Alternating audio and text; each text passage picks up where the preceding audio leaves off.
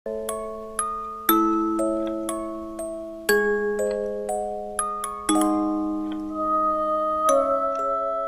banyak orang yang tahu dan tak terlalu banyak terekspos media. Ada sebuah situs atau keramat yang mempunyai sejarah dan mitos yang cukup kental. Adalah keramat Raja Gwesi. Keramat ini terletak di Desa Sinar Tanjung, Kecamatan Pataruman, Kota Banjar, Jawa Barat, di tepi Sungai Citanduy. Dulunya tempat ini dijadikan tempat untuk menambatkan perahu-perahu atau kapal-kapal yang singgah di sini. Raja Gwesi sendiri berarti berdirinya besi-besi. Tujuannya untuk menambatkan perahu tersebut, sebab lokasi ini dulunya adalah gerbang masuknya Kerajaan Galuh Pakuan. Menurut keyakinan warga sekitar, keramat ini juga dipercayai dihuni oleh sosok Aki Terong Peot dan Nini Terong Peot, juga Raja Eyang Jagatpati yang dipercaya sering menampakkan sosoknya sebagai buaya putih yang dijadikan oleh sebagian orang untuk sesembahan dalam bentuk pesugihan. Ini adalah lanjutan cerita larung mayit yang jasadnya dimasukkan ke dalam perut kerbau lalu dilarung ke sungai agar jenazah tak kembali meneror dan menghantui warga kampung sekitar. Bagaimana kisahnya? Simak videonya sampai selesai. Sarman pun terkejut menyaksikan itu semua. Tong sieun Ujang, ieu Eyang Jagatpati nu ngawasa ieu tempat. Jadi maksud Ujang datang ke tempat ieu, Ujang hayang beunghar. Sarman pun mengangguk. Muhun Eyang, kula datang ka dieu teh hayang beunghar. Hirup ripu dina panghina nu jadi mitoha Eyang. Kabeungharan ku kaula rek dibere. Ngan aya sababaraha syarat anu kudu ku maneh dilakona.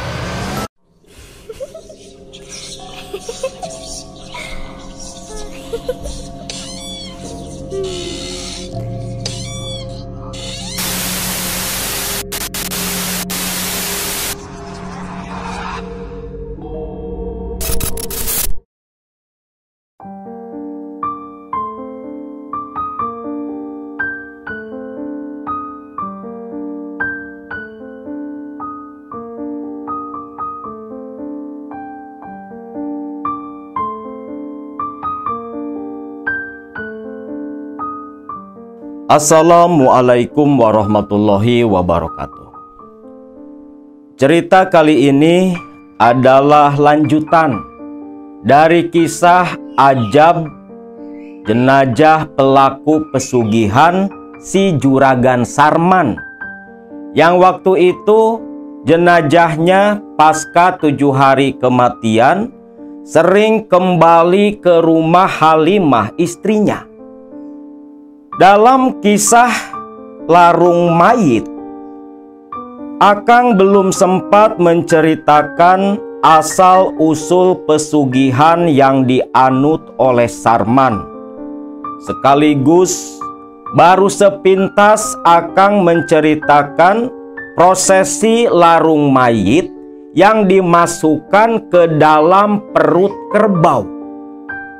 Larung mayit dengan cara seperti itu dulu di masa lalu memang sering terjadi, khususnya mungkin dialami oleh orang-orang yang saat ini usianya 7-80 tahun ke atas. Karena entah kenapa prosesi larung mayit dengan binatang kerbau itu terhenti. Kebanyakan para pelaku pesugihan yang mati itu tidak lagi seperti dulu.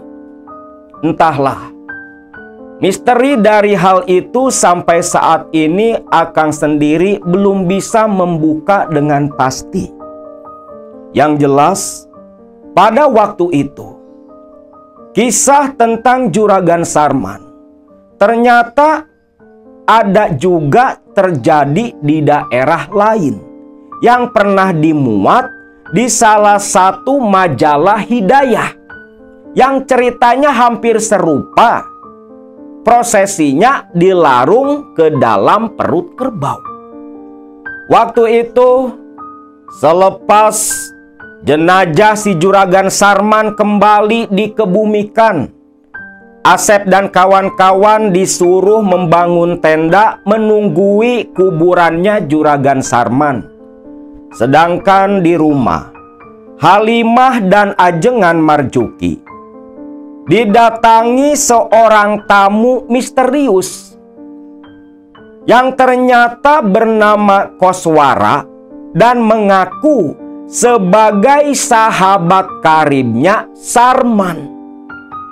Kedatangan Koswara ke rumah Halimah ternyata dilandasi oleh wasiat dan mimpi. Didatangi sosok Sarman untuk menyampaikan pesan kepada Halimah, istri keduanya, agar menyempurnakan kematian Sarman. Waktu itu Koswara berkata kepada Halimah dan Ajengan Marjuki, "Halimah, sudah pasti jenazah dari Sarman kembali lagi ke rumahmu kan?" "Iya Kang, sudah beberapa kali jenazah Kang Sarman tiba-tiba datang kembali ke rumah ini. Lantas kami harus bagaimana Kang, agar kematian Kang Sarman bisa sempurna?" Ajengan Marjuki hanya diam mengernyutkan kening, karena dia ini gak ngerti bagaimana hal seperti itu bisa terjadi. Koswara tersenyum, lalu dia berkata, "Halimah, Pak Marjuki, jenazah Sarman itu tak bisa dikebumikan seperti kita. Karena dia penyembah iblis, penyembah setan. Setan yang menguasai perairan. Jenazah Sarman bisa sempurna dan tidak kembali ke rumah ini apabila jenazahnya dimasukkan ke dalam perut kerbau dan langsung dilarung ke sungai. Sungai yang langsung bermuara ke laut lepas. Hanya itu satu-satunya cara. Hal itu pun saya ketahui sewaktu Sarman dulu masih tinggal di Bandung bersama istri dan anak pertamanya." Jadi Kang Sarman punya anak, Kang?" "Ada. Anak itu saat ini tinggal di rumah saya karena suatu hal. Kita kembali saja dulu masalah mengurus jenazah Sarman. Tak sembarang kerbau yang bisa dijadikan media pelarungan mayit. Ada kerbau dengan ciri khusus." "Ciri khusus? Ciri khusus seperti apa, Jang Koswara?" "Begini, Pak Ajengan. Ada jenis kerbau yang disebut kerbau pancal panggung. Tubuhnya hitam, tetapi di keempat kakinya sampai batas lutut ke bawah itu berwarna putih. Hanya kerbau itulah yang bisa digunakan sebagai media pelarungan." Bentar. "Halimah, bukannya si Kasdi miara kerbaunya si Sarman?" "Iya, Wak. Memangnya kenapa? Coba, apa kamu tahu ada atau tidak jenis kerbau pancal panggung yang barusan Jang Koswara sebutkan?" "Kurang tahu, Wak." "Gimana tuh, Wak?" "Ya sudahlah, begini saja. Jang Koswara, sekarang Ujang ikut sama Uwa ke rumahnya si Kasdi." "Kasdi itu siapa, Pak Ajengan?" "Kasdi itu salah satu pegawainya Sarman. Dia kerjanya ngangon kebo, ngurus kebo piaraan Sarman. Ujang kan tahu sendiri, sawahnya si Sarman begitu luas. Jadi dia ternak kerbau agar tak perlu sewa untuk menggarap sawah-sawahnya." "Oh, sepertinya ada di sana, Pak Ajengan. Firasat saya begitu kuat. Sepertinya Sarman memang sudah mengantisipasi hal seperti ini. Kita berangkat sekarang aja, Pak Ajengan, ucap Koswara. Lalu Koswara dan Ajengan Marjuki pun langsung menuju ke rumahnya si Kasdi. Betul saja, selepas bertemu Kasdi, lalu ke kandang kebo di belakang rumah Kasdi, ada seekor kebo jantan yang cirinya identik dengan apa yang Koswara sebutkan. Nah, itu bukan Jang? Iya, Pak Ajengan. Sebentar, biar saya cek dulu, ucap Koswara. Koswara pun mendekat. Anehnya, si kerbau ini seperti bukan kerbau biasa. Biasanya kebo ketemu orang asing ya agak gimana gitu. Tapi ini begitu anteng. Ketika Koswara perhatikan, betullah itu memang kebo pancal panggung. Nah, Pak Ajengan, kebo inilah yang harus kita sembah untuk dijadikan media pelarungan jenazah si Sarman. Tapi apa di kampung ini ada sungai yang langsung menuju ke laut lepas? Ada, Jang. Sungai di ujung kampung itu Sungai Citanduy. Ujungnya ngemuara ke Cilacap, langsung ke laut lepas. Bagus. Kalau gitu, besok kita lakukan upacara pelarungan mayat. Karena hanya dengan cara itu saja, Pak, mayat si Sarman bisa sempurna. Akhirnya, kebo pun dititipkan kembali kepada Kasdi agar besok dibawa langsung ke pinggiran sungai untuk acara larung mayat. Singkat cerita, Koswara dan Ajengan Marjuki pun kembali ke rumahnya Halimah. Sedangkan di waktu maghribnya si Asep dan kawan-kawan menunggui kuburannya Sarman diam di dalam tenda. Ceritanya teman-teman kan tahu, sudah diceritakan di video sebelumnya.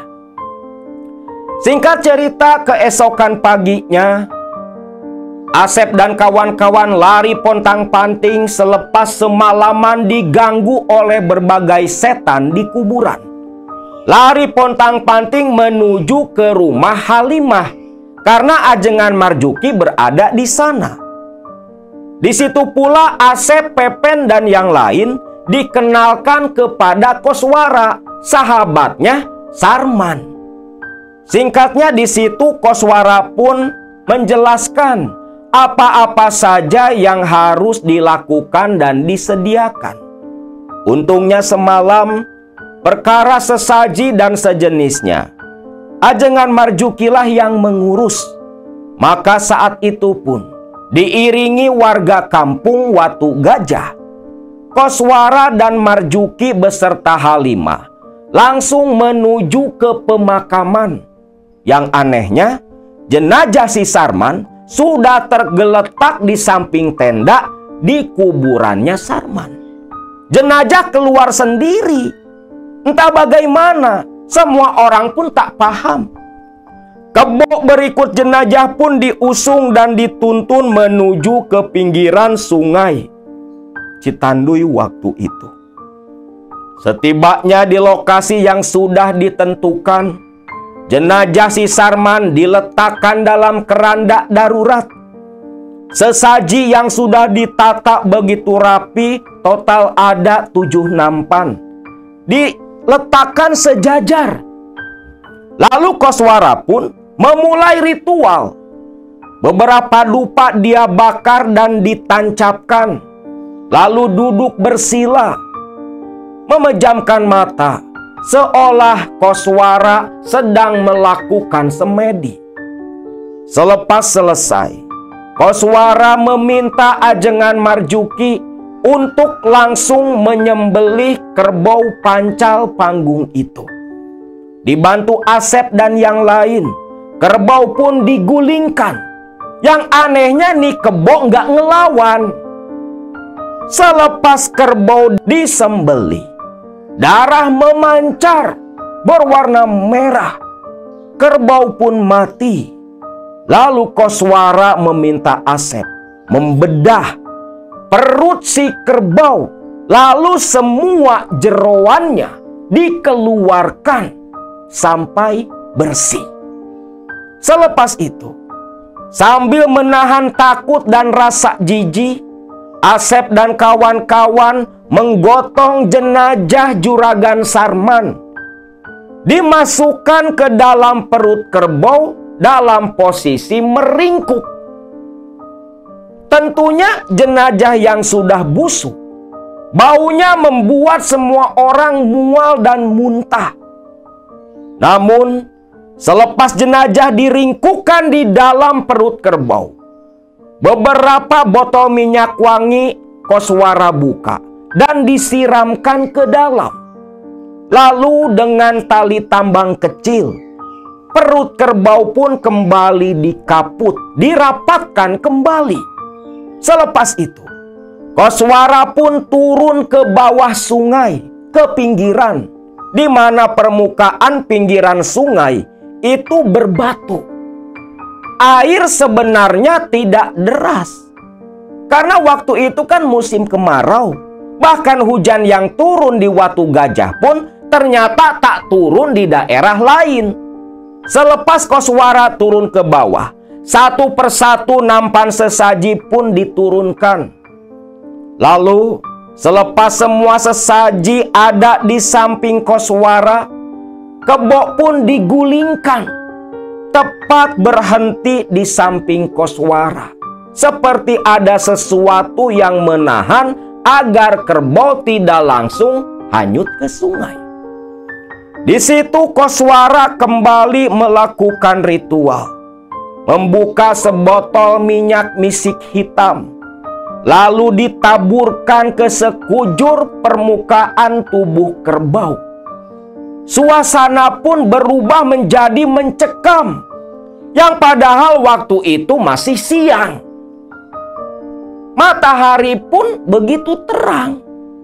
Namun yang dirasakan warga di situ, seolah mereka semua masuk ke dimensi yang berbeda. Selepas itu, satu persatu nampan sesaji Koswara larung, dia dorong ke tengah sungai Citandui. Berikutnya, kerbau berisi jenazah Sarman didorong sekuat tenaga sampai hanyut ke tengah sungai. Buru-burulah Koswara pun lari naik kembali ke pinggiran. Seketika datang air bah begitu besar yang tiba-tiba dan langsung mendorong, menyeret kerbau pancal panggung yang berisikan mayat si Sarman. Selepas jenazah hilang di ujung sungai Citandui, Koswara pun mengajak semua orang untuk bubar dan kembali ke pekampungan. Koswara, Marjuki, dan Halimah diikuti Asep dengan kawan-kawannya pulang ke rumah Halimah. Di rumah Halimah, Koswara pun diminta oleh ajengan Marjuki untuk menceritakan riwayat hidupnya Sarman. Sebentar Pak Ajengan, Halimah, Kang Asep, dan yang lainnya. Bukan saya tak ingin langsung bercerita. Ada sesuatu yang ingin saya tanyakan. Nyi Halimah, apa selama ini di rumah ini ada kamar yang biasa digunakan Sarman dan tak boleh dimasuki orang lain? Ah, ada Kang, ada. Kamar itu ada di belakang Kang. Kata Kang Sarman, itu kamar kerjanya Kang. Kamar kerja? Itu bukan kamar kerjanya Nyai. Kalau bisa, Pak Jengan, Kang Asep, tolong bantu saya. Bantu apa Kang Koswara? bantu saya membuka pintu kamar rahasia itu. Nanti sendiri kalian akan tahu. Asep dan Marjuki pun menurut saja. Halimah pun penasaran. Karena 10 tahun menikah, Halimah tak pernah tahu isi dalam kamar yang disebut kamar kerja. Halimah menuntun mereka menuju ke kamar itu. Dan ketika tiba di depan pintu kamar, pandangan mata Koswara begitu tajam, melotot, menatap pintu kayu hitam di hadapannya. Astagfirullahaladzim, tak salah lagi. Ini pasti kamarnya. Marjuki dan yang lain hanya diam. Lalu Koswara menoleh ke belakang. Kang Asep, tolong bantu saya. Kita dobrak pintu kamar ini. Baik Kang. Lalu Asep, Aris, Pepen dengan Koswara mundur ke belakang dan langsung setengah lari mendobrak pintu kayu hitam. Begitu pintu kayu hitam terbuka dengan suara yang begitu kencang, Asep dan yang lain jatuh tersungkur. Begitu mengangkat kepala, mereka semua berteriak karena situasi di dalam kamar yang gelap itu begitu menakutkan. Ketika Koswara meminta lampu atau senter untuk penerangan, Halimah berlari dan kembali memberikan senter kepada Koswara. Senter dinyalakan. Semua orang pun terperanjat. Karena di dalam kamar ritual itu ada sebuah altar dan sebuah patung perunggu. Patung perunggu yang berbentuk seekor buaya. Lengkap dengan sesaji-sesaji yang sudah mengering, umbo-rampe, buah-buahan dan sejenisnya. Namun bau anyir yang membuat mereka mual ternyata berasal dari sebuah mangkok berisi cairan kental. Begitu Koswara dekati, pahamlah dia kalau isi dari mangkok itu adalah darah ayam hitam. Lalu sambil mengangkat kedua tangan berdoa, Koswara pun memimpin mereka semua mengambil dan menyingkirkan semua benda di altar ritual. Pajengan, tolong bantu saya. Bawa semua benda-benda ini ke pinggiran sungai tadi. Benda ini harus dilarung kembali. Jang, sebenarnya ini teh apa atuh? Kok ada patung buaya? Ini apa, Jang? Nanti Pajengan, nanti saya ceritakan. Kita larung dulu agar tak menimbulkan masalah di kemudian hari. Marjuki sadar betul. Dia tahu Koswara ini bukan orang sembarangan. Dia mengetahui sesuatu yang bersifat goib yang di luar ranah Marjuki. Bersama-sama benda-benda itu pun dimasukkan ke dalam buntalan kain. Lalu tanpa sepengetahuan warga mengambil jalan setapak menuju tempat pelarungan mayat. Benda-benda itu pun langsung Koswara lempar ke sungai Citanduy dan bergegas kembali ke rumah Halimah. Saat itu pula, selepas Halimah membuatkan kopi untuk semua orang, Koswara duduk senyaman mungkin karena apa yang akan dia kisahkan. Kisah tentang perjalanan Sarman dengan dirinya di masa lalu itu begitu cukup panjang. Jadi begini Pak Marjuki, Halimah, dan Kang Asep sama yang lain. Dulu saya dan Sarman, kami sahabat karib, tinggal pun kami berdekatan.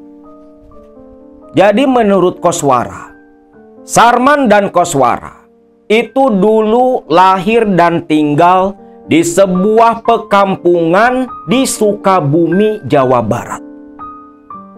di waktu muda, Sarman dan Koswara saat itu sama-sama belajar di sebuah padepokan. Dari padepokan tempat mereka belajarlah Sarman dan Koswara mempunyai hobi yang agak nyeleneh, di mana hobi kedua sahabat ini, mereka begitu suka mendatangi tempat-tempat yang dianggap angker atau tempat-tempat yang dianggap keramat. Bahkan menurut pengakuan Koswara, mereka berdua sewaktu masih bujangan sempat pula bertapa di Curug Cikaso, Sukabumi sana, di mana di Curug Cikaso itulah Sarman dan Koswara bisa bertemu dengan sosok ratunya siluman ular yang disebut Nyi Blorong. Dari pertemuan dengan Nyi Blorong itulah yang mendatangi Koswara dan Sarman, menawarkan harta kekayaan lewat pesugihan. Namun Sarman dan Koswara menolak mentah-mentah. Bahkan selepas mereka menyelesaikan pertapaannya, Sarman dan Koswara langsung menemui guru mereka dan menceritakan pengalaman itu. Abah guru, sang pemimpin padepokan, waktu itu pun menasehati mereka berdua. Sarman, Koswara, memang mereka menawarkan kekayaan nyata, tapi perlu kalian ketahui, walau seperti yang mudah dan begitu instan, kekayaan dari pesugihan itu tak akan bertahan lama. Ada hancur dan habisnya. Paling cuma berapa tahun dinikmati di dunia. Tak bisa diwariskan ke anak keturunan. Dan ganjarannya nanti kita akan mendapat siksaan, mati jadi rakyat di alam mereka. Dan kiamat nanti pula kita akan langgeng di neraka. Ingat, kalian berdua harus menjauhi hal-hal seperti itu. Koswara dan Sarman pun mengangguk paham, menanamkan lekat-lekat nasihat guru mereka.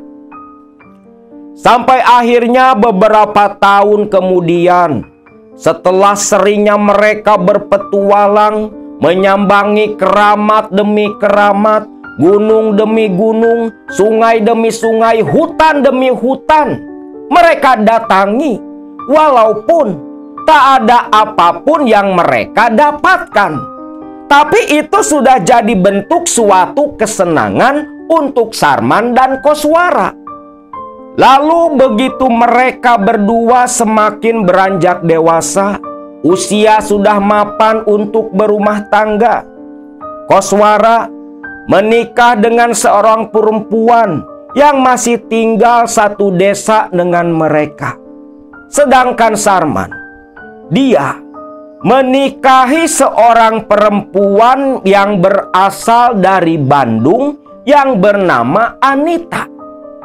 Dan pasca menikahi Anita, Sarman pun memilih merantau dan tinggal di kampung halaman istrinya di daerah Bandung Utara.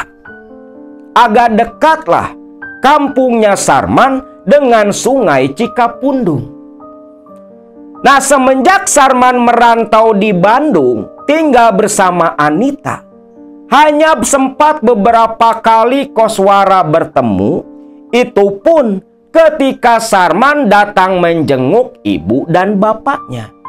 Namun semenjak ibu bapaknya Sarman tiada, Sarman jarang sekali pulang kampung ke Sukabumi sana, komunikasi pun terputus dengan Koswara.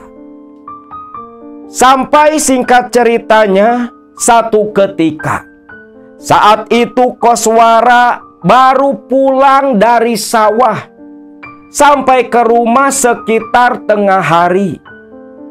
Koswara pun buru-buru mandi dan menunaikan sholat duhur. Namun ketika koswara sedang melakukan wiridan, ada yang beruluk salam di depan rumah sambil terus mengetuk-ngetuk pintu. Assalamualaikum, assalamualaikum. Koswara yang tanggung sebentar lagi menuntaskan wiridnya. Dia tak menjawab salam. Barulah selepas wiridan selesai, koswara pun buru-buru menuju ruang tamu. Waalaikumsalam, teriak koswara. Ketika pintu dibuka, sosok si tamu pun menoleh dan tersenyum ke arah koswara. Loh. Sarman? Iya, Ra. Ini saya Sarman. Ya Allah ya Robi, Sarman. Kenapa kamu gak pernah pulang, Man? Langsung dirangkul oleh koswara. Maklumlah, mereka berdua sudah seperti saudara. Cukup lama terpisah, tak pernah bertemu.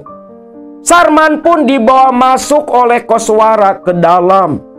Duduk di ruang tamu. Sebentar ya, Man, mau bikin kopi dulu. Soalnya si Teteh lagi nginap di rumah ibu bapaknya. Saya cuma sendiri di rumah. Santai aja lah. Kayak sama siapa aja. Kalau perlu, bikinin makan sekalian lah. Baru dateng, lapar. Man. Dari dulu nggak pernah berubah. Ya udah, tunggu sebentar, ucap koswara. Koswara ke dapur, menyeduh kopi, lalu membawa nasi dan lauk yang tersisa disuguhkan kepada Sarman. Sarman memang terlihat begitu lapar. Nasi dengan kepala ikan asin pedak sebagai lauk habis tak tersisa sampai dijilati oleh si Sarman. Melihat itu koswara sampai menelan ludah. Man, lapar? Alah, bukan lapar lagi. Dari semalam belum makan. Minta air, keselak. Itu kan kopi. Ya nggak enak atuh minum kopi. Minta air putih. Koswara sampai geleng kepala nih. Lihat kelakuan Sarman yang seperti itu. Namun tetap sebagai sahabat, koswara pun mengambilkan air putih untuk Sarman. Selepas meminum air putih, meminta rokok pula ke koswara. Man, kamu ini memang miskin? Apa gimana? Alah udahlah, minta rokok dulu. Asem nih. Nanti saya cerita. Ya udahlah. Nih, ngasih rokok tuh koswara. Selepas agak rileks, koswara pun bertanya kepada Sarman. Man, sebenarnya ada perlu apa kau pulang kampung? Bukannya sudah hampir 3 tahun selepas ibu bapakmu mati, kau tak pernah pulang lagi ke Sukabumi. Begini, Ra. Sebenarnya memang sengaja pengen ketemu.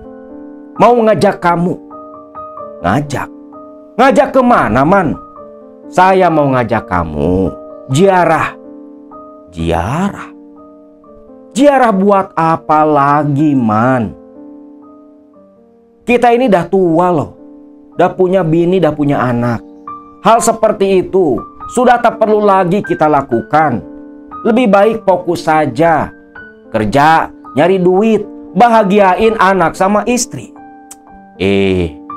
Kos. Gini loh, Kos. Saya nggak bakal ngajak kamu ziarah kalau saya nggak ada masalah, nggak ada sebab. Pertama, terus terang saja, Kos. Saya lagi banyak sekali masalah. Kalau diceritakan, gak selesai 1 malam, Kos. Loh, emang masalah apa lagi, Man? Istrimu, anakmu? Bukan, Kos. Bukan masalah anak sama istri. Kamu kan tahu, semenjak menikahi si Anita, saya tinggal di Bandung di rumah mertua. Mertuaku itu loh, Kos. Ya Allah ya Robi, galaknya bukan main. Udah capek lah kos, dihina, dicaci, dicibir sama mertua. Yang udah lanjut usia bukannya tobat, bukannya banyakin wirid, sempet-sempetnya tiap hari nyari-nyari kesalahan mantu. Disebut miskin lah, disebut benalu lah, segala macam kos. Bikin pikiran pusing kos. Dan kemarin kos, kemarin yang jadi puncaknya kos, Koswara pun memaklumi keluh kesah sahabatnya ini. Di mana menurut si Sarman, kemarin sebelum dia pergi ke Sukabumi, mertuanya itu yang lebih akrab dipanggil Bi Asi, gara-gara Sarman yang kerja cuman jadi kuli dan pelayan toko di sebuah toko bangunan, itu sempat-sempatnya dicaci maki gara-gara ada tukang bank keliling datang nagih utang ke si Anita. Tentunya Sarman tak terima dicaci maki seperti itu oleh mertuanya di depan orang lain. Terlebih pinjam uang ke bank keliling itu duitnya bekas berobat Bi Asi, mertuanya itu. Merasa sakit hati, Sarman pun dia pergi ke Sukabumi. Selain ingin berziarah ke ibu dan bapaknya, Sarman pun ada perlu dengan Koswara.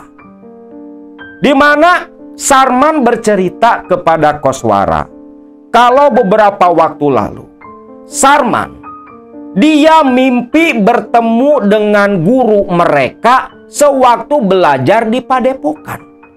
Di mana gurunya Sarman berkata, "Man, kalau kamu ingin sukses dalam hidupmu, pergilah ke Ciamis, ke Keramat Karang Kamulian. Semedilah di sana untuk meminta petunjuk, karena disitulah jalan kesuksesan hidupmu."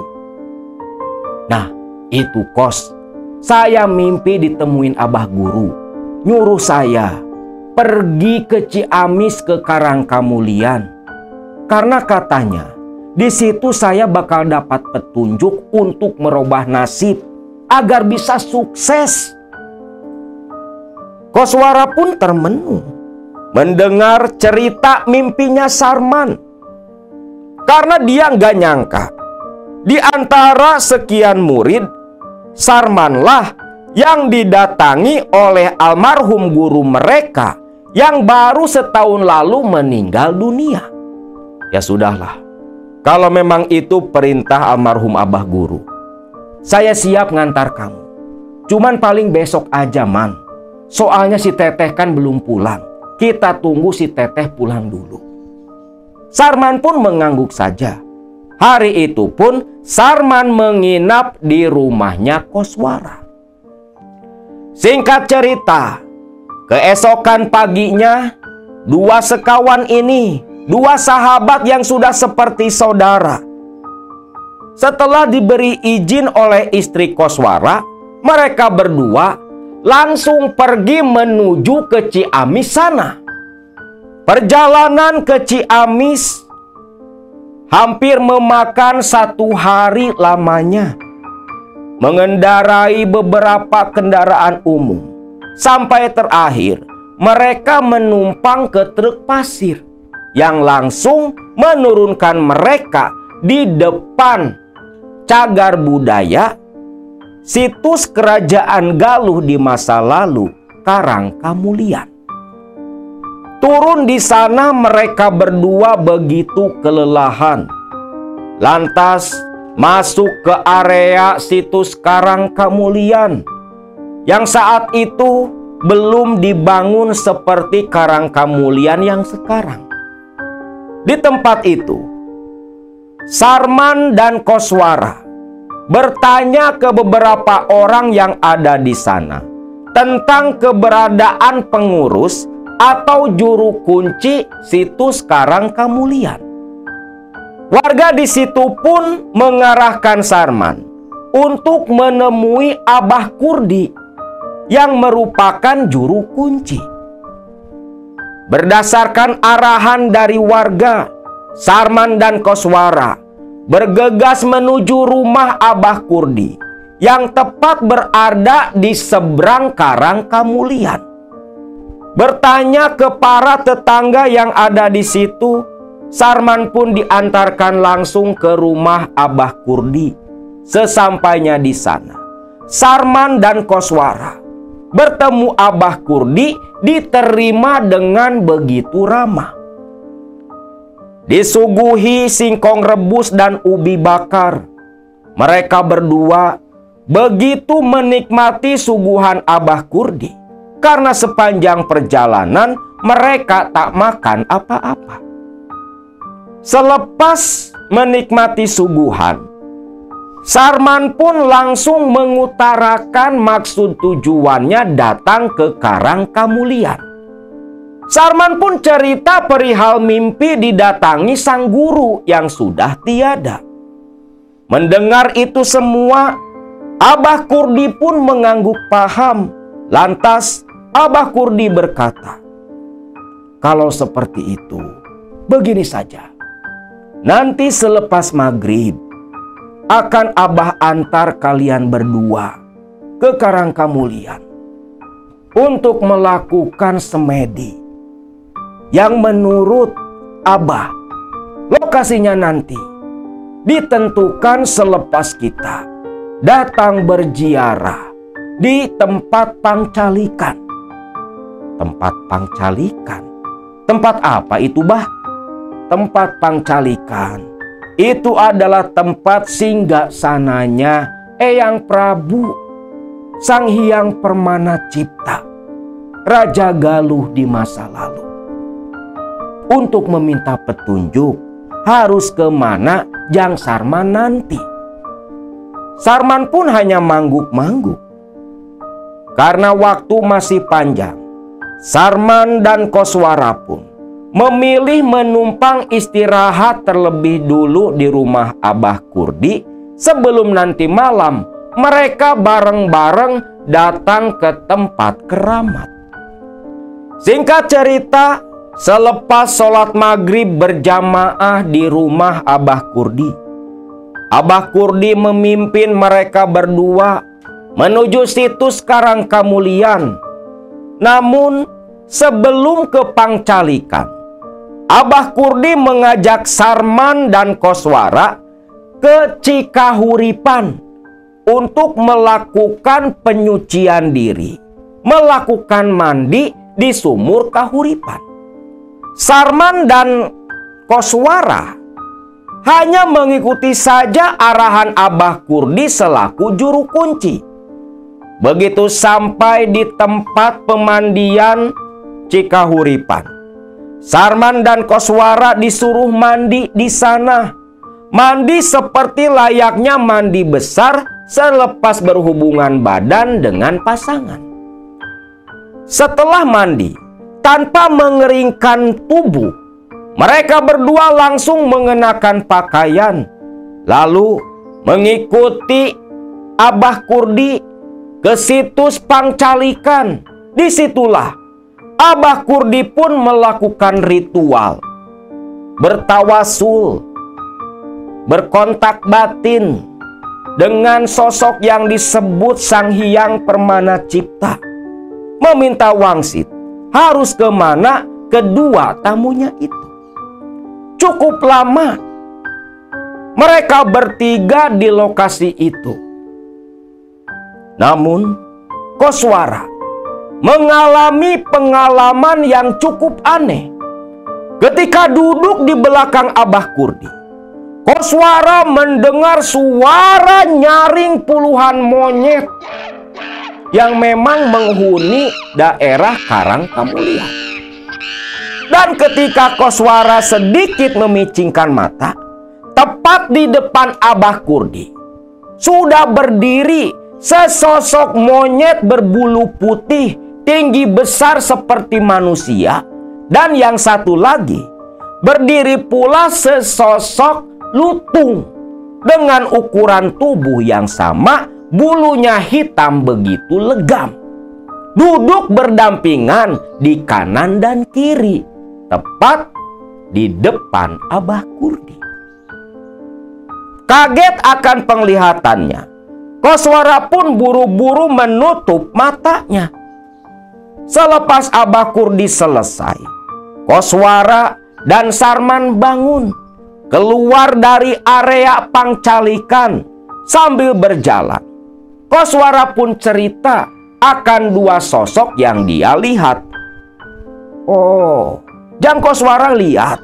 Bagus, itu pertanda hajat Jang Koswara akan terkabul tak lama lagi. Namun si Sarman hanya mengernyitkan kening. Man, kalau kamu gimana tadi? Gelap, saya nggak lihat apa-apa. Mendengar itu, Abah Kurdi hanya terkekeh. Bukan gak lihat apa-apa. Kalau untuk Jang Sarman, itu wangsit datang langsung ke Abah. Oh, datang langsung ke Abah. Jadi, gimana katanya Bah?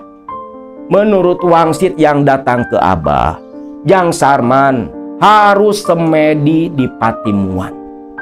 Patimuan? Di mana Bah? Ini kita mau jalan ke Patimuan. Patimuan itu tempat bertemunya Sungai Cimuntur dan Sungai Citanduy. Di lokasi Patimuan inilah Jang Sarman nanti harus semedi. Entah apa yang akan terjadi, Abah sendiri tak tahu. Jang Sarman tinggal lakukan saja. Nanti Abah sama Jang Koswara menunggu Jang Sarman di lokasi. Sarman pun setuju-setuju saja.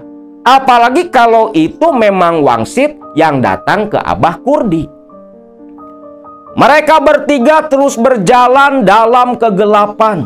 Sepanjang jalan di jalanan setapak, mereka bertiga terus diikuti dan diiringi puluhan monyet yang menurut Abah Kurdi, monyet-monyet yang mengikuti mereka waktu itu hanya wujudnya saja monyet, tapi sebenarnya mereka adalah pasukan kerajaan Galuh yang tak kasat mata. Setibanya di daerah Patimuan, Abah Kurdi menyuruh Sarman untuk turun ke bawah. Jadi lokasi Patimuan ini, dari arah utara adalah Sungai Cimuntur yang langsung masuk ke area Sungai Citanduy. Di situ bentuknya seperti apa ya? Kayak teluk lah. Ada tanah yang cukup datar. Dan Sarman disuruh turun ke bawah ke pinggiran muara, pinggiran Patimuan, melakukan semedi di sana. Sedangkan Koswara dan Abah Kurdi menunggu di atas. Mengikuti petunjuk dari Abah Kurdi, Sarman pun turun ke bawah dengan begitu hati-hati. Selepas menemukan tempat yang cocok, dia pun duduk bersila menghadap ke sungai. Mulailah Sarman melakukan semedi. Sedangkan Koswara dan Abah Kurdi hanya sambil bercerita duduk menunggu di atas. Namun di situ, Koswara cerita ke Abah Kurdi, "Bah, kok dari tadi sosok monyet putih dan lutung hitam itu terus mengikuti kita, Bah? Sekarang saja, kedua sosok itu seolah memperhatikan si Sarman dari atas, Bah. Biarkan saja Koswara. Itu mungkin sedang mengawasi si Sarman yang muja semedi. Kita diam saja." Koswara pun menurut, duduk diam sampai dia tertidur begitu pulas. Sedangkan Sarman yang masih setia duduk semedi di pinggiran sungai Patimuan. Sarman yang sedari tadi dikerumuti ratusan nyamuk, dia terus bertahan sampai tiba-tiba Sarman mendengar suara arus sungai yang begitu kencang. Seolah air sungai naik seperti laut pasang. Suaranya bergemuruh. Namun, dalam pandangan mata Sarman, tepat di tengah-tengah sungai, itu menyembul sesuatu. Seperti ada makhluk yang ingin keluar. Sontak, ketika sosok makhluk itu keluar dari permukaan sungai yang langsung terbelah, Sarman menyaksikan sosok makhluk berkepala manusia sampai batas perut. Namun dari perut ke bawah itu berupa ular. Sosok perempuan itu mengenakan mahkota keemasan. Cantik luar biasa. Tersenyum ke arah Sarman yang hanya bisa menatap tak percaya. Melihat sosok itu, Sarman teringat peristiwa didatangi Nyi Blorong di Curug Cikaso, Sukabumi sana, sewaktu dulu bertapa dengan Koswara.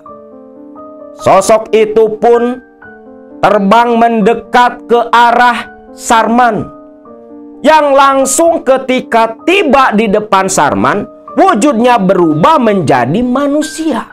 Hilang sudah ekornya itu. Sambil tersenyum, sosok perempuan yang seperti ratu ini mengaku bernama Ibu Ratu Nagagini. Sambil mengelum senyum, Ibu Ratu Nagagini berkata, "Sarman, pimilikeun hidup.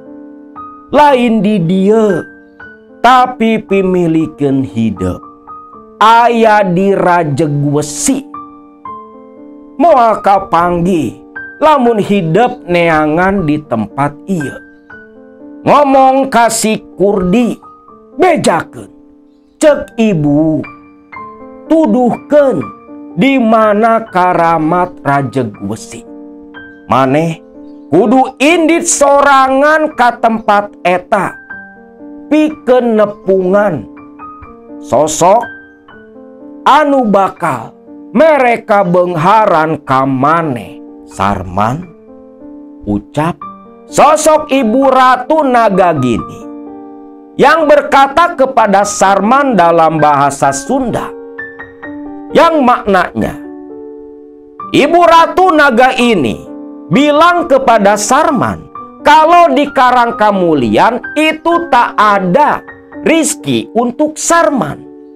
Rizki yang sebenarnya, kekayaan yang sebenarnya, justru berada di sebuah tempat keramat yang disebut Keramat Rajeg Wesi, di mana Sarman disuruh menanyakan dan meminta petunjuk kepada Abah Kurdi atas perintah Ibu Ratu Nagagini.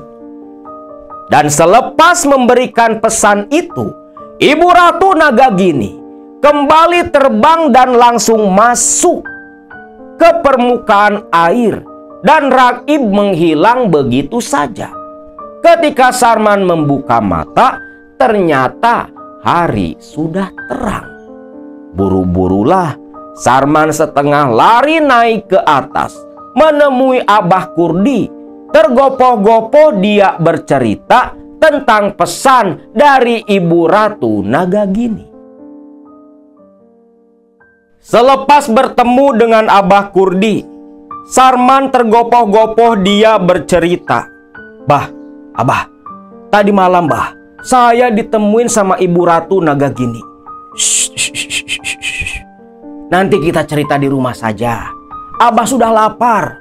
"Iya kan, Koswara?" "Iya man, saya juga udah lapar euy. Kita pulang dulu aja ke rumah Abah Kurdi. Kita cerita di rumah saja." Sarman pun agak kesal karena dia udah gak sabar mau nanyain keramat Rajeg Wesi. Namun karena Abah Kurdi sudah bilang seperti itu, Sarman pun hanya bisa menurut saja. Mereka pun langsung pulang, keluar dari area Karangkamulian, langsung menuju ke rumah Abah Kurdi. Selepas menyantap hidangan yang dibuat oleh istri Abah Kurdi. Lalu Abah Kurdi pun bertanya kepada Sarman, "Bagaimana Jang Sarman? Apa pesan dari Ibu Ratu Nagagini?" Jadi begini, Bah. Menurut Ibu Ratu Nagagini, beliau berkata, "Kalau rezeki saya itu nggak ada di Karangkamulian, Bah. Saya justru disuruh datang ke keramat Rajegwesi." Nah, kata Ibu Ratu, "Abah tahu di mana keramat itu, Bah. Dan saya disuruh ke sana sendiri, Bah." Keramat Rajegwesi itu lokasinya ada di Banjar, kota tempat Akang tinggal. Di Banjar, Bah. Apa jauh dari sini? Enggak atuh Jang, enggak jauh. Ujang tinggal naik aja kendaraan, turun di terminal Banjar. Nanti jalan kaki. Tanyain saja Desa Pananjung atau Desa Sinar Tanjung. Orang-orang pasti tahu. Nanti sesampainya di Desa Pananjung, tinggal Ujang tanyakan keramat Rajegwesi. Cuman ada satu di Banjar keramat itu. Ujang pasti nggak bakal kesasar. Nanti pun ada yang menuntun lewat batin Ujang. Keramat Rajegwesi itu tepat berada di pinggir Sungai Citanduy. Oh, lokasinya di pinggir sungai, Bah. Iya, lokasinya di pinggir sungai. Lalu, Bah, untuk sesaji bagaimana, Bah? Untuk sesaji, nantikan Ujang ke Pasar Banjar dulu. Beli saja di Pasar Banjar.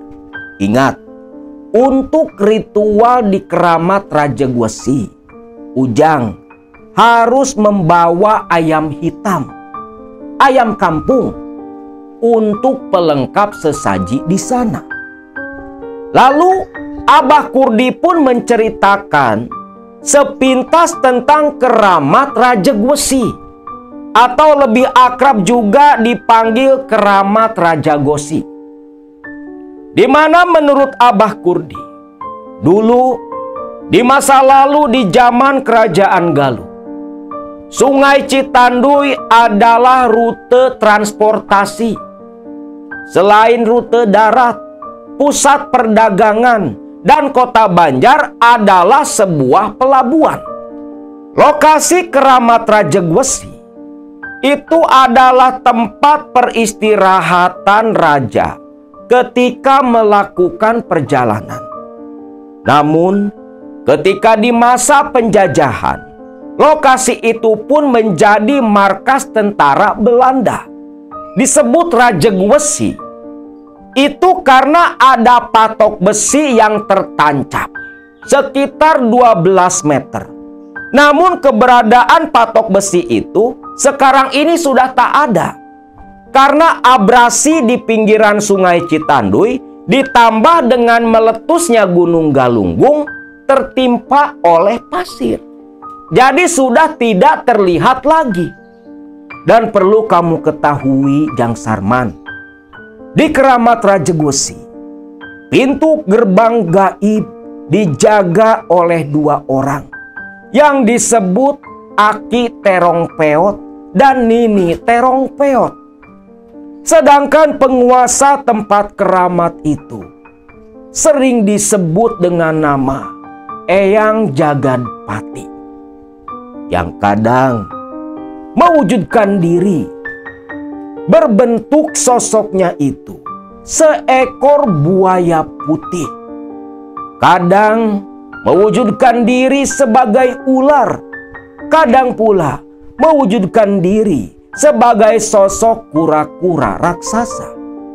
Nah, perlu teman-teman ketahui, di aliran Sungai Citanduy yang melewati kota Banjar, memang ada legenda siluman buaya, siluman ular, dan siluman kura-kura. Selepas menceritakan asal-usul keramat Rajegwesi, Abah Kurdi pun menjelaskan tentang sesaji apa saja yang harus Sarman nanti sediakan. Dikarenakan wangsitnya menyuruh Sarman untuk pergi sendiri, Koswara pun memilih menunggu di rumah Abah Kurdi. Dan sekitar jam 9 siang, Abah Kurdi dan Koswara mengantarkan Sarman ke pinggiran jalan, menyetop kendaraan yang menuju ke kota Banjar. Turun di sana dan lanjut jalan kaki menuju ke lokasi keramat Rajegwesi. Hampir zuhur waktu itu, Sarman tiba di area pasar kota Banjar yang dulu masih berbentuk Kotip Banjar. Di pasar Banjar itulah Sarman pun membeli berbagai macam sesaji seperti kembang 7 rupa, kemenyan madu, rokok yang berbentuk seperti cerutu yang gak enak diisep, dan berbagai sesaji lain, termasuk membeli seekor ayam kampung berbulu hitam. Bukan ayam cemani, hanya ayam kampung biasa. Selepas membeli itu semua, Sarman pun menanyakan tentang keberadaan lokasi desa Pananjung. Oh, kalau desa Pananjung, Ujang tinggal jalan lurus. Di jalan Cagak nanti Ujang belok kiri. Tanyakan saja desa Pananjung di sana. Nanti pun ada yang mengarahkan, ucap si pedagang kembang. Sarman pun melanjutkan jalan kaki. Tibalah di desa Pananjung, langsung diarahkan menuju ke keramat Rajegwesi.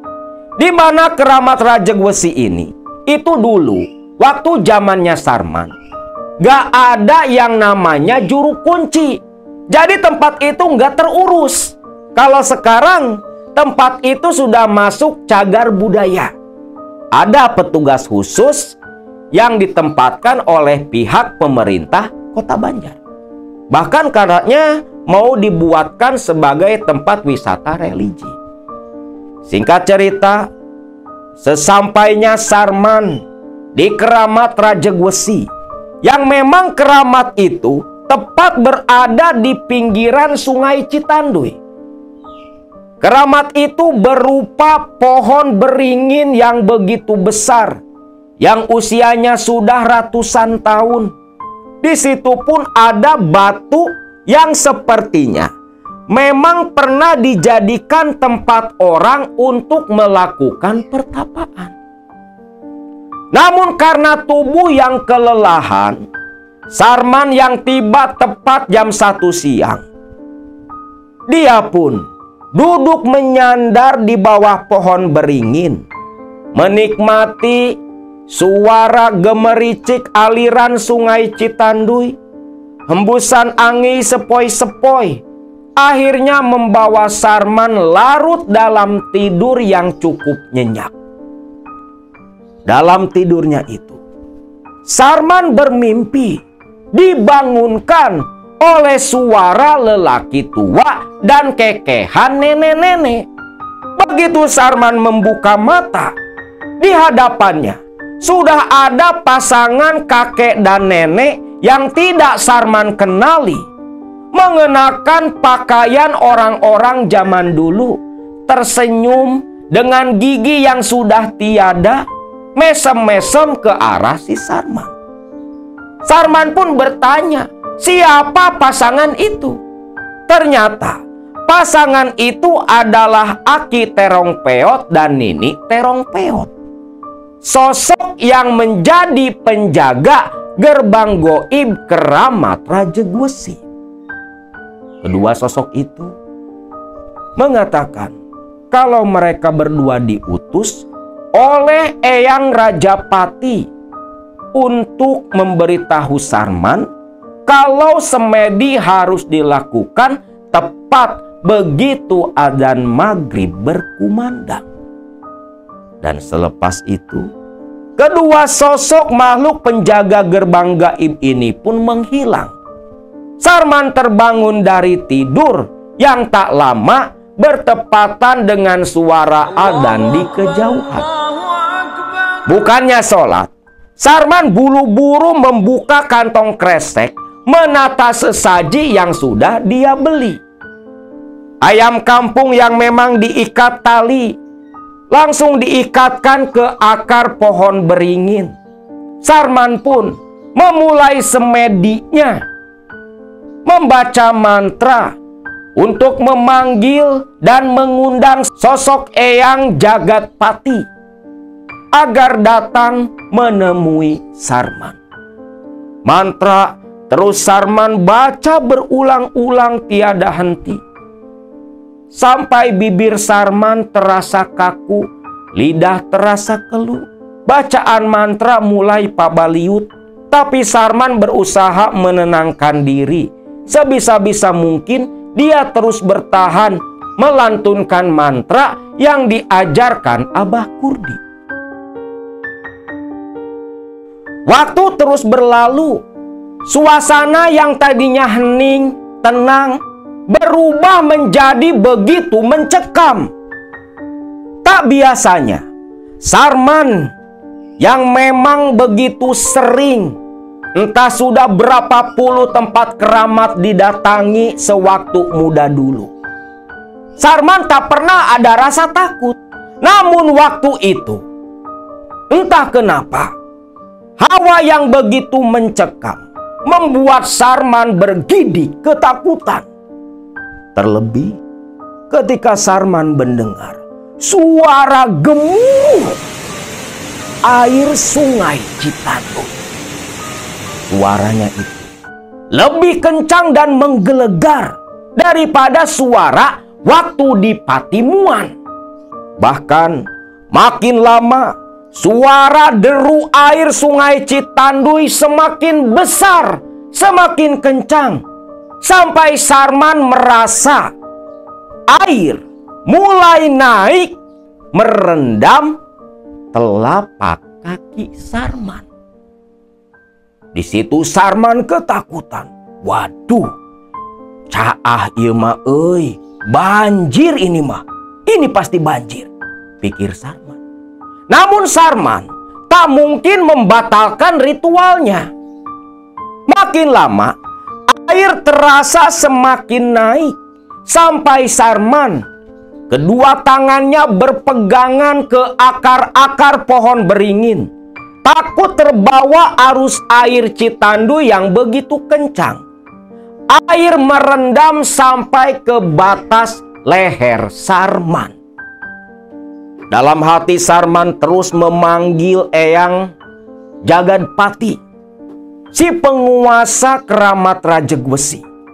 Sampai akhirnya air kembali bergemuruh. Lalu terdengar suara, anak manusia, aya naon silai ngageroan kaula. Buka mata sia, bergegas. Sarman yang ketakutan pun membuka mata. Begitu menatap sosok yang ada di hadapannya, Sarman hampir menjerit ketakutan. Tepat di depan Sarman, seekor buaya putih yang begitu besar menganga menatap ke arah Sarman. Di mana di belakang buaya putih besar itu berderet buaya-buaya biasa yang seolah mengiringi raja mereka. Ampun, Eyang Jagatpati, ucap Sarman menyembah. Air Citandui yang banjir sampai sebatas leher, yang tadinya arusnya begitu kencang, langsung berubah menjadi tenang. Seolah banjir itu memang sengaja datang mengiringi hadirnya sosok siluman buaya putih, si Eyang Jagatpati. Di situ pun Sarman langsung berkata, kalau masuk tujuan dia datang ke situ atas perintah wangsit dari Ibu Ratu Nagagini di Patimuan. Dan singkat cerita, di situ pun sosok buaya putih besar berubah menjadi sosok lelaki paruh baya yang begitu penuh karisma, tersenyum ke arah Sarman, duduk mengambang di atas 3 ekor buaya. Sarman pun terkejut menyaksikan itu semua. Tong sieun Ujang, ieu eyang Jagatpati nu ngawasa ieu tempat. Jadi maksud Ujang datang ke tempat ieu, Ujang hayang beunghar. Sarman pun mengangguk. Muhun eyang, kula datang ka dieu teh hayang beunghar. Hirup ripu dina panghina nu jadi mitoha eyang. Heug, kabeungharan ku kaula rek dibere. Ngan aya sababaraha syarat anu kudu ku maneh dilakonan. Mendengar itu, Sarman pun menanyakan persyaratan apa agar keinginannya untuk kaya raya dikabulkan oleh sosok Raja Buaya Putih yang bernama Eyang Jagatpati. Yang ternyata salah satu syarat Sarman kaya raya, dia harus menumbalkan salah satu keluarga. Mendengar itu, satu sosok pun langsung terbayang di pikiran Sarman, yang tak lain adalah Biasi, mertua Sarman, ibu kandungnya Anita, istri si Sarman, yang selama ini menjadi sumber penderitaan Sarman. Yang Jagatpati seperti yang tahu isi pikiran Sarman, langsung saja dia tertawa terbahak-bahak.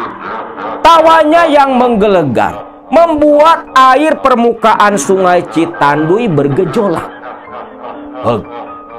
Ku kaula ditarima. Anjeun geura balik panggihan deui si Kurdi. Kula geus nitipkeun pesen ka si Kurdi. Naon-naon anu kudu ku anjeun dilakonan. Dan selepas itu, sosok Eyang Jagatpati kembali berubah menjadi seekor buaya putih raksasa. Mundur dan kembali tenggelam, tak terlihat lagi di pandangan mata Sarman. Selepas kepergian sosok Eyang Jagatpati, Sarman yang memang waktu itu masuk ke dimensi lain, lantas dia pun membuka mata, terperanjat Sarman. Karena ternyata air sungai Citanduy masih surut seperti semula. Aneh, bukannya semalam banjir. Namun Sarman baru sadar bajunya kering. Dan hari sudah pagi. Sarman pun teringat pesan dari Eyang Jagatpati, termasuk masalah tumbal. Hakan we tasya asih mitoha kurang ajar, ditumbalkeun ku aing sia teh, ucap Sarman.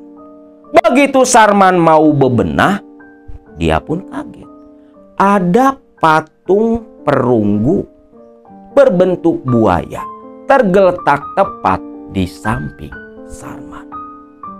Di mana ketika Sarman memegang patung buaya itu, ada bisikan di hati Sarman. Disuruh dibawa patung itu kembali ke tempat tinggal Sarman. Patung buaya dari perunggu pun Sarman masukkan ke dalam buntalan kain. Dia pun bergegas kembali menuju ke Karang Kamulian, tepatnya ke rumah Abah Kurdi, menemui Koswara. Singkat cerita nih, sampailah si Sarman di rumah Abah Kurdi. Ternyata Abah Kurdi sudah menunggu kepulangan Sarman, di mana menurut Abah Kurdi semalam dia didatangi oleh Raja Siluman Buaya Putih Eyang Jagatpati. memberikan pesan kepada Sarman, di mana Sarman nanti setibanya di Bandung, di rumah tempat tinggalnya, Sarman harus melakukan ritual untuk menumbalkan orang yang akan dijadikan penebus harta kekayaan, yang lokasinya harus dilakukan Sarman tepat di pinggiran sungai. Sarman pun ingat, bisa sih bisa. Bukannya di Cikapundung ada tempat yang jarang didatangi orang. Sarman pun ingat, ada sebuah lokasi ini di pinggiran sungai Cikapundung yang kata orang angker, di mana di situ ada sebuah pohon loak, tempat dulu Sarman sering mancing. Gak ada yang berani datang ke situ karena takut. Sarman pun hanya tersenyum saja. Di situ pula Abah Kurdi berkata, kalau setiap malam Jumat Kliwon, Sarman harus mempersembahkan sesaji, di mana patung buaya perunggu harus Sarman simpan di tempat seperti altar pemujaan, yang harus Sarman sediakan di rumah tempat tinggalnya. Sarman pun paham akan itu semua. Sedangkan Koswara, sedari tadi hanya dia memperhatikan, menghela napas dan sesekali mengusap dada, seolah menyesali atas apa yang sudah dilakukan oleh Sarman sahabatnya. Pamitan dari rumah Abah Kurdi, Sarman dan Koswara pun numpang kendaraan yang mengangkut sayuran yang mau ke kota, tepatnya ke daerah Bandung. Sepanjang perjalanan, Koswara menasihati Sarman. Namun Sarman yang memang kepala batu, wataknya keras, dia tak masuk saat Koswara menasehati Sarman agar Sarman berhenti sebelum semua terlanjur semakin dalam.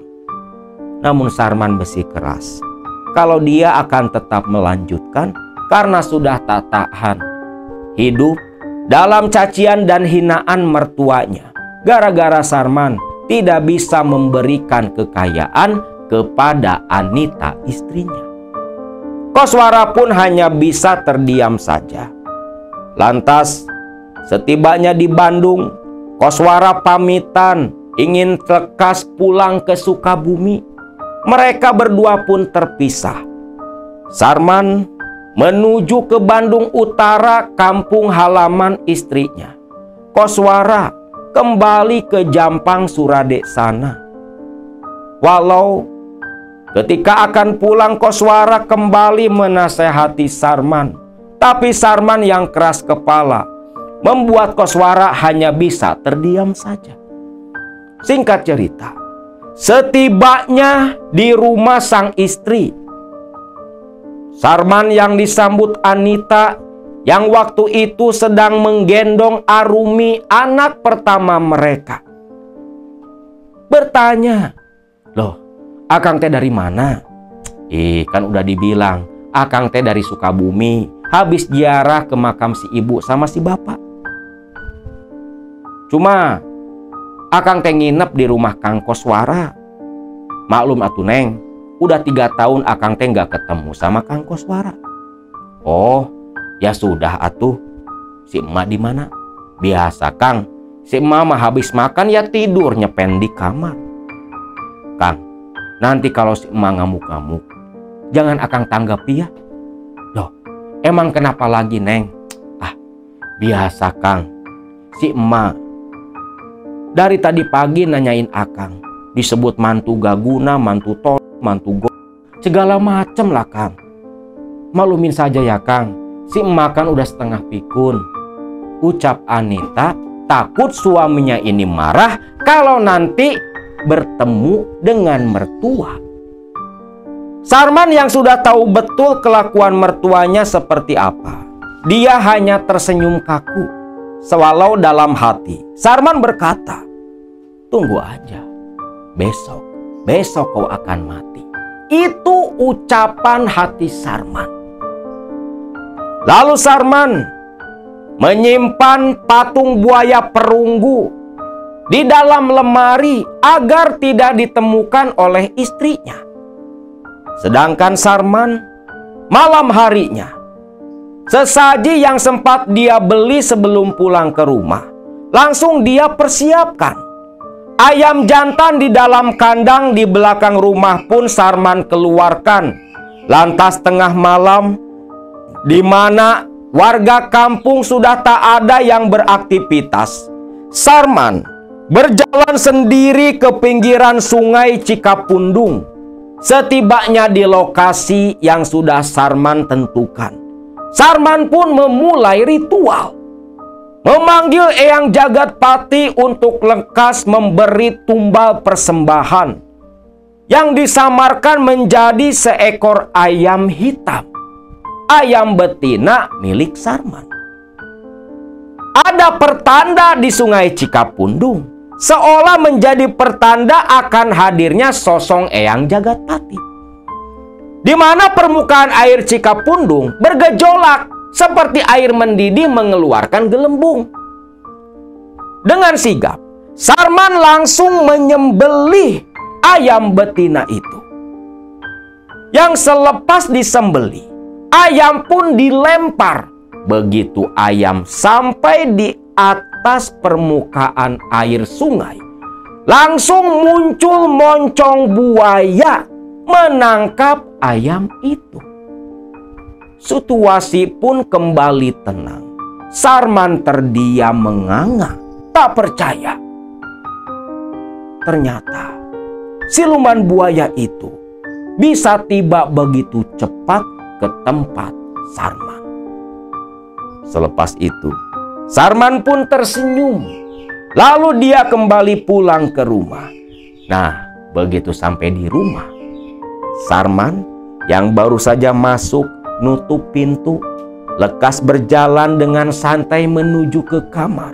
Dia terdiam karena sekejap dia mendengar suara Biasih, ibu mertua si Sarman, seperti orang yang sekarat. Sarman yang penasaran, dia pun berjalan ngendap-ngendap menuju kamar ibu mertuanya. Dari balik pintu kayu, Sarman pun menguping di mana ibunya, layaknya seperti seekor ayam yang disembelih, ngorok. Kakinya ribut berkelojotan memukul-mukul ranjang. Tapi Sarman tak peduli, malah dia tersenyum dan tertawa dalam hati. Mati, mati kau nenek tua, mati kau, ucap Sarman. Yang setelah suara ngorok tak terdengar lagi, Sarman pun berbalik dengan senyum mengembang, lantas bergegas masuk ke kamar sang istri. Esok paginya ketika Sarman masih tertidur begitu lelap, dia terbangun mendengar jeritan Anita, istrinya. Sarman pun pura-pura tak tahu, lari keluar menuju kamar ibu mertua yang terbuka, di mana di situ Anita menangis memeluk jenazah ibunya. Sedangkan Sarman tanpa sengaja melihat ke batang leher sang ibu mertua, seperti ada bekas cekikan yang samar yang tak lama kemudian menghilang dari pandangan. Tersenyumlah Sarman. Tumbal sudah selesai dia persembahkan. Tinggal menunggu hasil kekayaan yang akan diberikan. Singkatnya nih, jenazah ibu mertua si Sarman, Biasih, itu langsung diurus dikebumikan hari itu juga. Anita begitu sedih, namun Sarman terus berusaha menghibur menenangkan istrinya. Tahlilan seperti biasa dilakukan. Nah, 7 hari pasca kematian Biasih, si Sarman ini kan kerja, dia jadi pelayan toko, sekaligus orang yang dipercaya oleh majikannya. Jadi majikan si Sarman ini punya beberapa cabang toko bangunan di daerah Bandung Utara. Nah, si Sarman dianggap seperti pengelola lah. Nah, waktu itu ada yang datang ke toko bangunan yang ternyata adalah seorang mandor proyek, di mana si mandor proyek ini mengajak Sarman kerjasama. Ada proyek besar, proyek dari pemerintah yang sedang digarap oleh atasan si Mandor. Si Mandor ini ngajak Sarman kerjasama agar Sarman menyuplai bahan-bahan bangunan ke proyek mereka. Sarman pun tersenyum. Ini langkah awal kekayaan yang akan dia dapatkan. Di mana Sarman yang memang begitu banyak relasinya langsung menghubungi beberapa orang yang mensuplai bahan bangunan ke toko milik majikannya. Namun proyek itu diambil oleh Sarman sendiri, tak melibatkan majikannya. Dan keuntungan dari proyek itu begitu besar. Bukan hanya dari satu orang, proyek-proyek serupa pun banyak berdatangan. Sampai akhirnya dalam waktu hanya 5 bulan, Sarman memilih keluar dari toko bangunan milik sang majikan, lalu membuka usaha sendiri. Dari hasil proyek yang dia tangani dengan bantuan Eyang Rajapati, Raja Buaya Putih dari keramat Rajegwesi. Dari situlah kekayaan Sarman mulai bertambah. Hidupnya maju, berbanding terbalik dengan majikan Sarman yang usahanya makin mundur, sampai toko bangunan yang dulu tempat Sarman kerja dijual dan dibeli oleh Sarman. Namun Sarman pun tidak melupakan Koswara. Setelah dia jadi orang kaya, rumah dibangun jadi rumah mewah. Sarman pun menyediakan sebuah kamar khusus untuk ritual, tempat di mana patung buaya perunggu disimpan di altar pemujaan. Setiap malam Jumat Kliwon, darah ayam hitam selalu dipersembahkan bersama dengan sesaji lain untuk sesembahannya. Iblis yang mewujudkan diri menjadi siluman buaya putih bergelar dan mengaku bernama Eyang Jagatpati. Ritual seperti itu rutin dilakukan setiap malam Jumat Kliwon. Sedangkan Tumbal dengan teganya, Sarman saking banyaknya karyawan itulah yang sering Sarman gunakan sebagai tumbal setiap tahun untuk memenuhi perjanjian dengan Raja Siluman Buaya Putih. 1 tahun pasca Sarman ritual di Rajegwesi, Sarman udah jadi orang kaya. Dia pun pulang ke Sukabumi bersama Anita dan Arumi anaknya. Sarman menemui Koswara. Tentunya Koswara kaget. Sahabatnya betul-betul menjalani pesugihan dan kaya raya dari hasil itu. Sarman di sana di Sukabumi ketika menemui Koswara, dia begitu berterima kasih, bahkan memberikan sejumlah uang kepada Koswara. Namun Koswara menolak. Enggak lah, itu dari hasil kau pesugihan. Bukan atukang, ini bukan hasil pesugihan. Uang ini hasil usaha, hasil jual beli material. Akang terimalah. Lumayan Kang, bisa buat bekal akang selama setahun gak perlu kerja, ucap si Sarman. Mendengar itu pun akhirnya Koswara menerima uang itu. 2 hari lamanya Sarman, Anita, dan Arumi menginap di rumah Koswara. Sarman dan keluarganya pun pamitan pulang, kembali ke Bandung menjalani kehidupan mereka. Sedangkan sebelum pulang, Koswara sempat menasihati Sarman agar jangan terlalu kemaruk akan harta. Namun Sarman hanya menjawab itu dengan senyuman. Waktu pun berlalu, tak terasa sudah tahun ke-5 Sarman menikmati hasil pesugihan. Waktu itu, di tahun ke-5, seperti kebiasaan beberapa tahun ini, Sarman harus kembali menyetorkan tumbal kepada Eyang Jagatpati yang dia sembah. Namun sayangnya, waktu itu selepas Sarman melakukan sesembahan sesaji di kamar ritual, Sarman yang tertidur pulas, Sarman bermimpi didatangi sosok Eyang Jagatpati meminta tumbal. Namun sayangnya, tumbal yang diminta adalah Anita. Dalam mimpi, Sarman ingin menolak, namun Eyang Jagatpati kemburu menghilang pergi.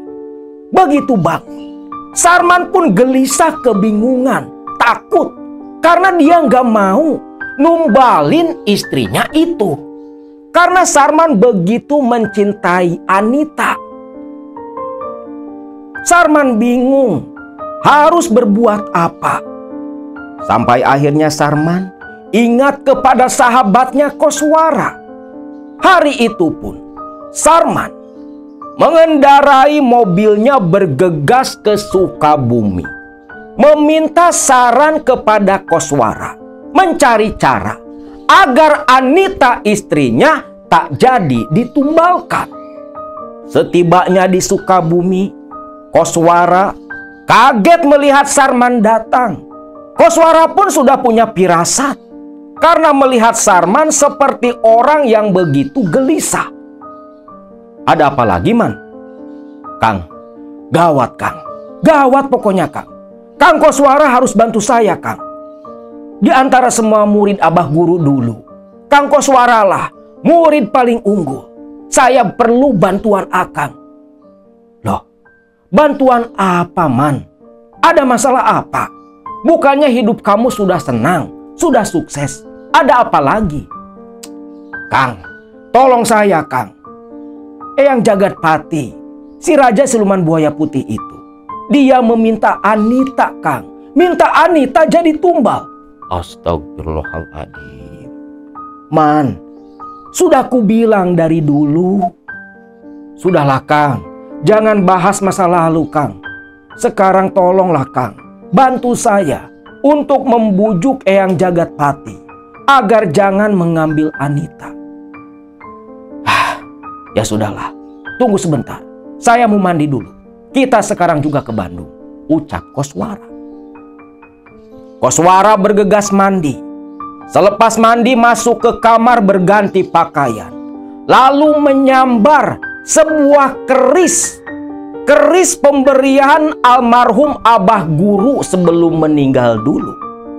Dia bawa dan bergegas menuju ke Bandung Utara.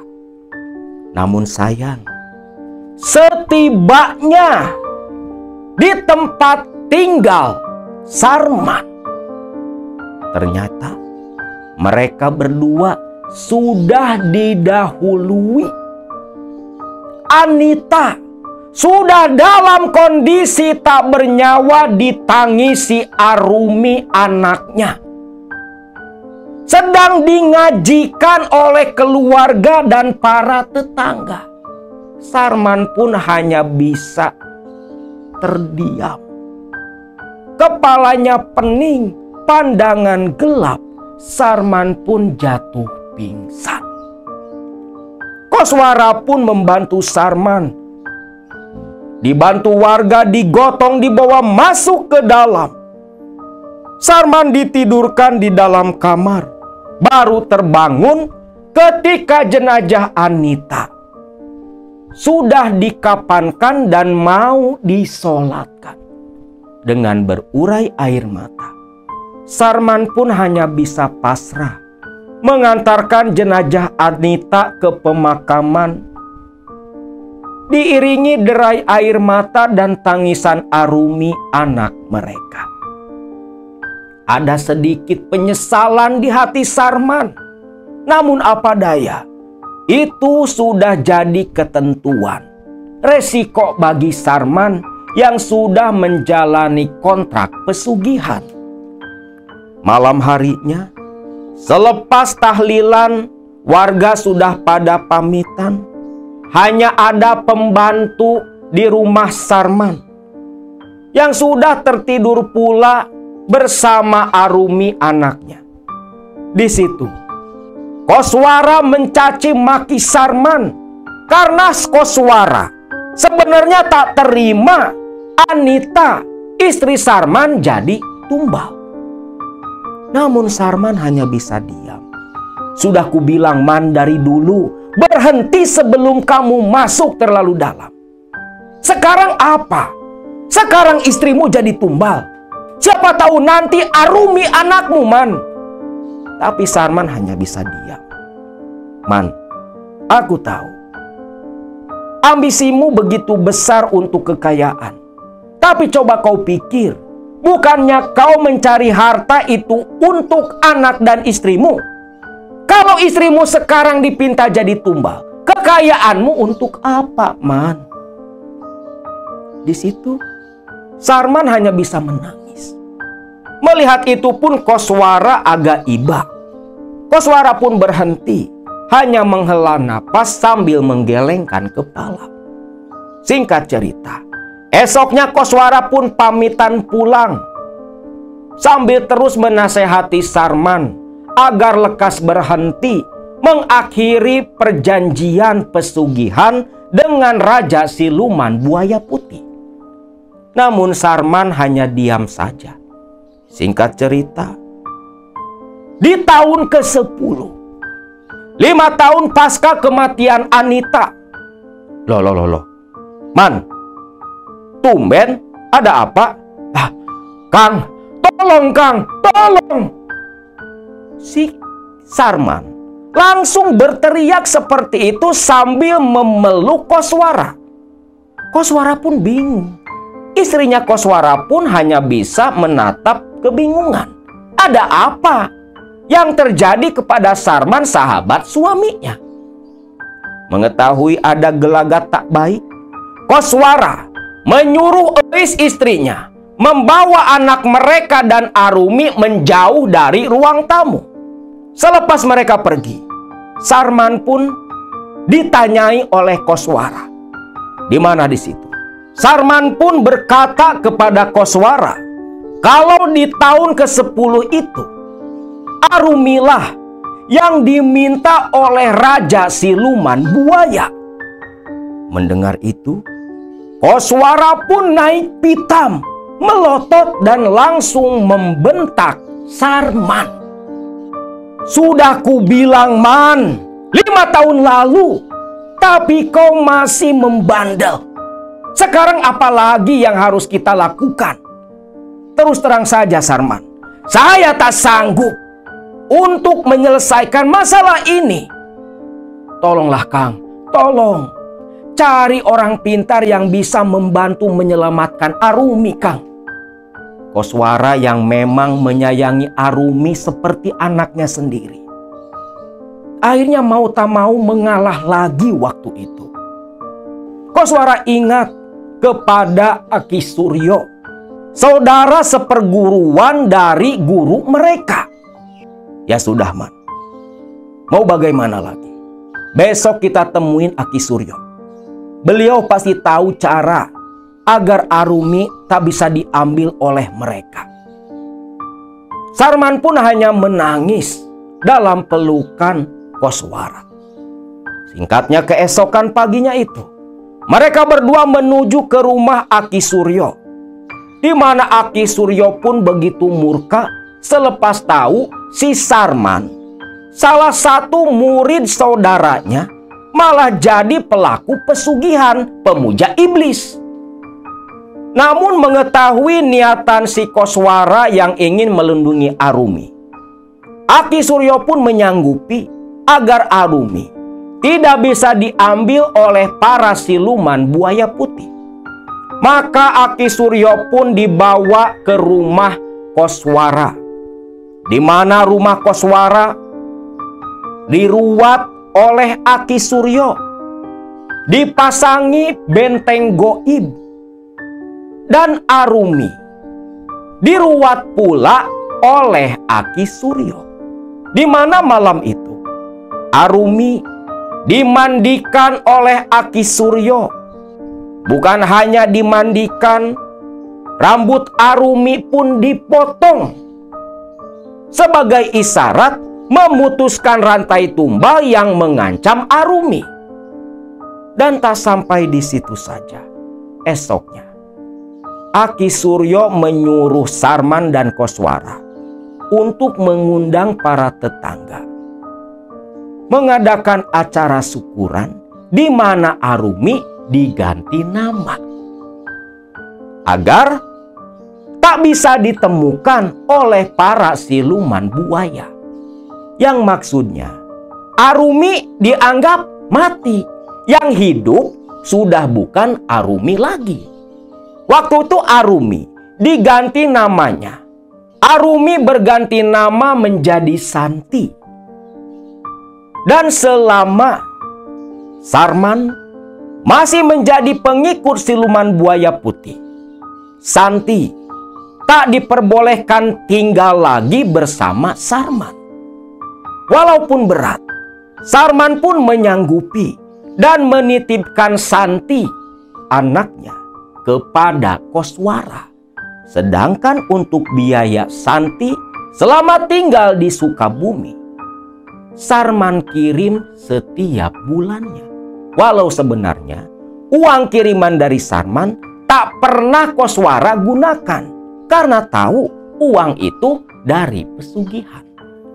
Selepas menitipkan Santi kepada Koswara di Sukabumi, Sarman pun kembali ke Bandung, menjalani kehidupannya seperti biasa. Ketika dia didatangi oleh Eyang Jagatpati, Eyang Jagatpati marah kepada Sarman karena tidak bisa menemukan Arumi. Namun Sarman berkata kepada Eyang Jagatpati kalau Arumi sudah mati. Sukseslah ternyata trik yang dilakukan Aki Suryo. Tumbal pun mengambil dari para karyawan si Sarman. Namun di tahun itu, di tahun ke-10 setelah selamatnya Arumi, Sarman akhirnya memilih menikahi salah satu karyawannya yang bernama Halimah. Dan selepas menikahi Halimah, Sarman memilih tinggal di kampung halaman Halimah, Kampung Watu Gajah. Sedangkan semua aset di Bandung Sarman jual, dan uangnya dia gunakan untuk membangun kehidupan baru di Watu Gajah bersama Halimah. Hal itu dia rundingkan dulu dengan Koswara. Koswara pun setuju. Terlebih lagi Sarman berusaha untuk menjauhi dan melepaskan diri dari kontrak perjanjian dengan Raja Siluman Buaya Putih. Tentunya ada campur tangan Aki Suryo pula dalam hal itu. Dan memang selepas membangun rumah di Kampung Watu Gajah, Aki Suryo datang sendiri ke sana, memasang pagar gaib di sekitaran rumah Sarman.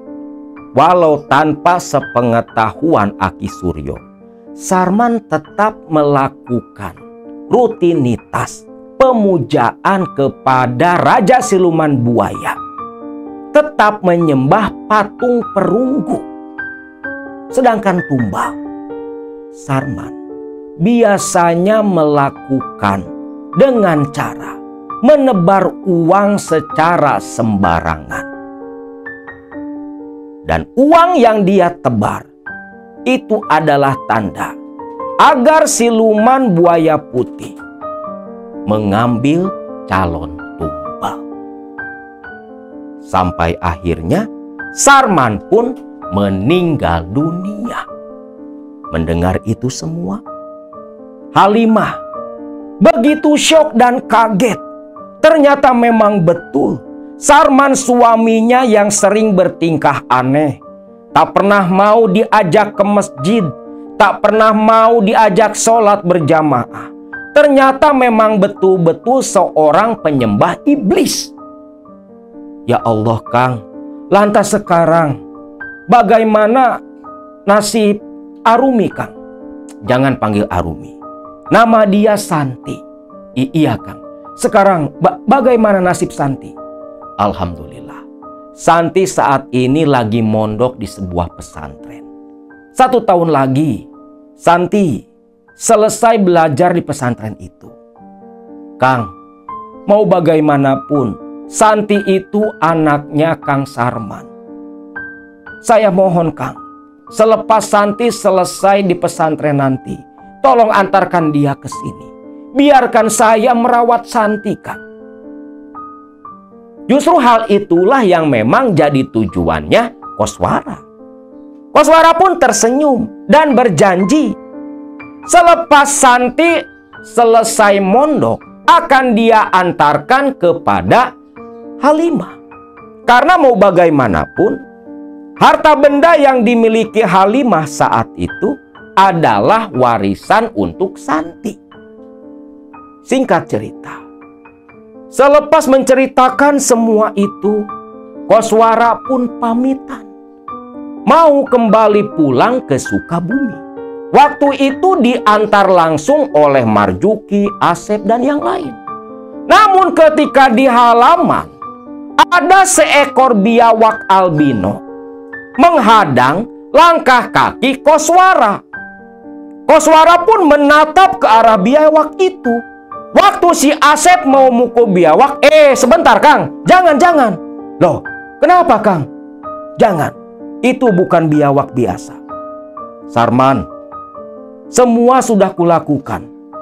Kau dan kami sudah beda alam. Lekaslah pergi. Anakmu ada di tangan yang tepat, ucap Koswara kepada sosok biawak albino yang menghadang dirinya. Orang-orang pun hanya terperanjat, menganga tak percaya.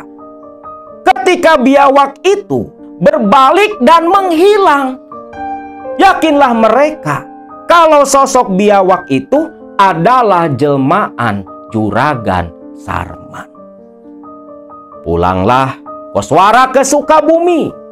Dan tahun depannya, tepat di bulan Februari, Koswara pun datang kembali ke Watu Gajah bersama dengan seorang perempuan cantik berkerudung lebar yang tak lain tak bukan adalah Santi yang dulu bernama Arumi. Dan mulai saat itu, Arumi pun tinggal bersama dengan Nyai Halimah, sekaligus membantu uwak dari Halimah, Ajengan Marjuki, mengajar ngaji anak-anak di kampung Watu Gajah, sampai akhirnya Santi menikah, berkeluarga, beranak pinak, menjadi penduduk tetap di Watu Gajah. Nah, itulah kisah sebenarnya di balik Juragan Sarman yang mati jadi penyembah iblis. Mayatnya dilarung ke dalam perut kerbau, dilarung ke sungai Citanduy waktu itu, di mana memang para pemuja pesugihan buaya putih yang memang betul-betul jadi pemuja, betul-betul ikut pesugihan buaya putih, pasti dalam kematiannya selalu berhubungan dengan air. Bahkan di kota Banjar sendiri tempat tinggal Akang, waktu dulu zaman masih sekolah MI, sempat mendengar cerita dari teman sekelas Akang yang kakeknya menjadi pelaku pesugihan pula, melakukan ritual di Keramat Rajegwesi. Matinya lari menceburkan diri ke sungai Citanduy ketika pasang, wujudnya berubah menjadi seekor buaya. Dan buat kalian, sesengsara apapun, jangan pernah sekali-kali, Akang tak akan pernah bosan mengingatkan, bersekutu dengan jin, setan, iblis, tak ada keuntungan yang nyata, hanya kerugian yang akan kalian dapatkan.